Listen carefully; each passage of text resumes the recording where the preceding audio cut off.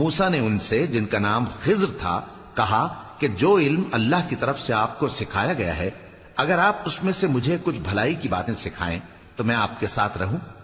خضر نے کہا کہ تم میرے ساتھ رہ کر صبر نہیں کر سکو گے، اور جس بات کی تمہیں خبر ہی نہیں اس پر صبر کر بھی کیسے سکتے ہو؟ موسیٰ نے کہا اللہ نے چاہا تو آپ مجھے صابر پائیے گا، اور میں آپ کے ارشاد کے خلاف نہیں کروں گا۔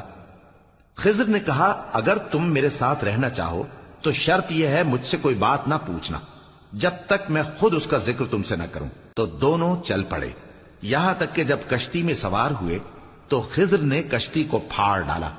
موسیٰ نے کہا کیا آپ نے اس کو اس لیے پھاڑا ہے کہ سواروں کو غرق کر دی؟ یہ تو آپ نے بڑی عجیب بات کی۔ خضر نے کہا کیا میں نے نہیں کہا تھا کہ تم میرے ساتھ صبر نہ کر سکو گے؟ موسیٰ نے کہا کہ جو بھول مجھ سے ہوئی اس پر مواخذہ نہ کیجیے اور میرے معاملے میں مجھ پر مشکل نہ ڈالیے۔ پھر دونوں چلے، یہاں تک کہ رستے میں ایک لڑکا ملا تو خضر نے اسے مار ڈالا۔ موسیٰ نے کہا کہ آپ نے ایک بے گناہ شخص کو ناحق بغیر قصاص کے مار ڈالا، یہ تو آپ نے بری بات کی۔ خضر نے کہا کیا میں نے نہیں کہا تھا کہ تم سے میرے ساتھ صبر نہیں ہو سکے گا؟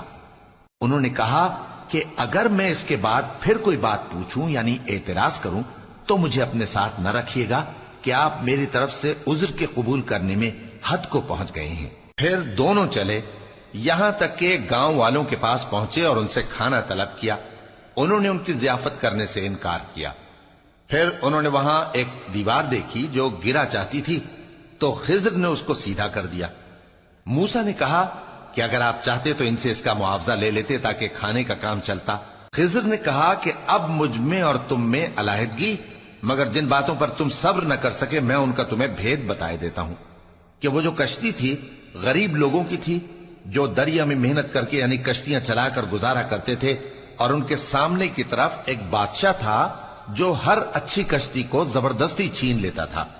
تو میں نے چاہا کہ اسے عیبدار کر دوں تاکہ وہ اسے غصب نہ کر سکے۔ اور وہ جو لڑکا تھا اس کے ماں باپ دونوں مومن تھے، ہمیں اندیشہ ہوا کہ وہ بڑا ہو کر بد کردار ہوگا تو کہیں ان کو سرکشی اور کفر میں نہ پھنسا دے، تو ہم نے چاہا کہ ان کا پروردگار اس کی جگہ ان کو اور بچہ عطا فرمائے جو اخلاقی پاکیزگی میں بہتر اور محبت میں زیادہ قریب ہو۔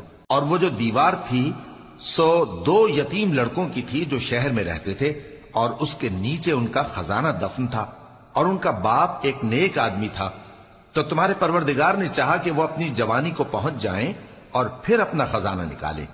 یہ تمہارے پروردگار کی مہربانی ہے، اور یہ کام میں نے اپنی طرف سے نہیں کیے، یہ ان باتوں کی حقیقت